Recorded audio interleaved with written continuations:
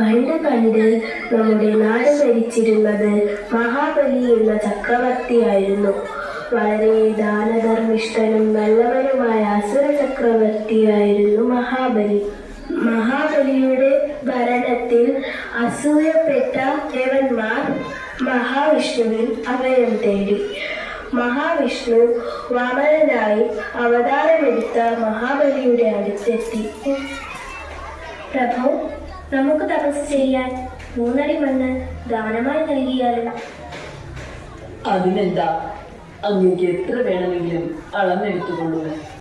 ആകാശം മുട്ടെ വളർന്നു. 2 ലോകങ്ങളും 2 അടി കൊണ്ട് അളന്നെടുത്തു. 3ാമത്തെ അടി വയ്ക്കാൻ സ്ഥലമില്ലാതെ വന്നപ്പോൾ മഹാബലി തന്റെ സ്വന്തം ശിരസ് കാട്ടിക്കൊടുത്തു. വാമനൻ മഹാബലിയെ പാതാളത്തിലേക്ക് ചവിട്ടിത്താഴ്ത്തി. എങ്കിലും വർഷത്തിലൊരിക്കൽ തന്റെ പ്രജകളെ വന്ന് കാണുവാനുള്ള വരം മഹാബലിക്ക് വിഷ്ണു ഭഗവാൻ നൽകി.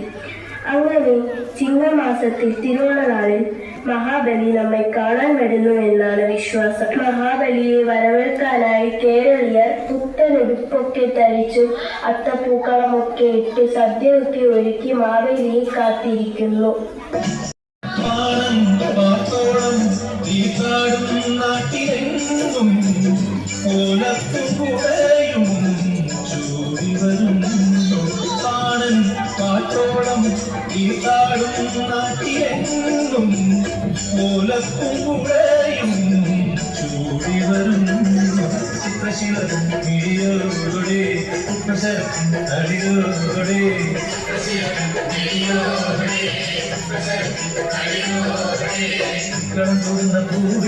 ഇതളി ഒരു പുത്തനം പൊന്നുണ രാത്രി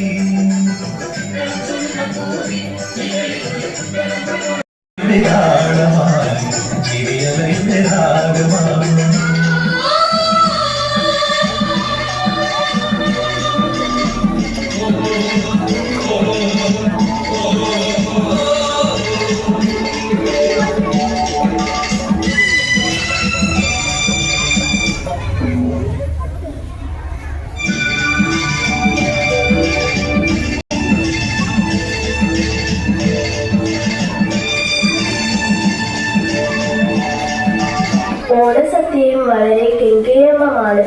കൃഷിയുടെ ഉത്സവം കൂടിയാണ് ഓണം. മാവേലിയുടെ കാലത്ത് എല്ലാവരും വളരെ സന്തോഷത്തോടെയാണ് ജീവിച്ചിരുന്നത്. കേട്ടിട്ടില്ലേ?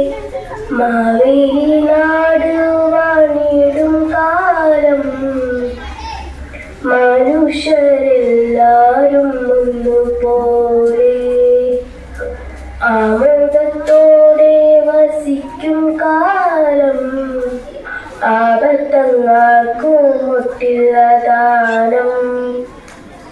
എല്ലാവർക്കും ഓണക്കോടി വേണ്ടി വരൂ.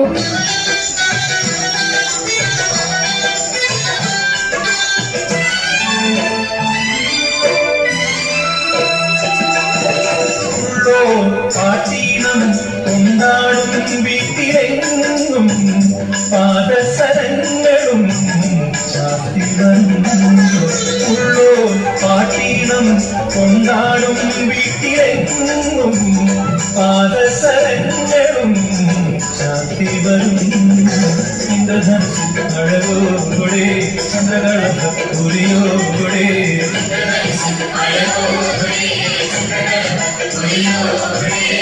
കടമ്പുന്ന കൂടി ഇതളിലൊരു തനമ്പൊന്നുണരാക്കി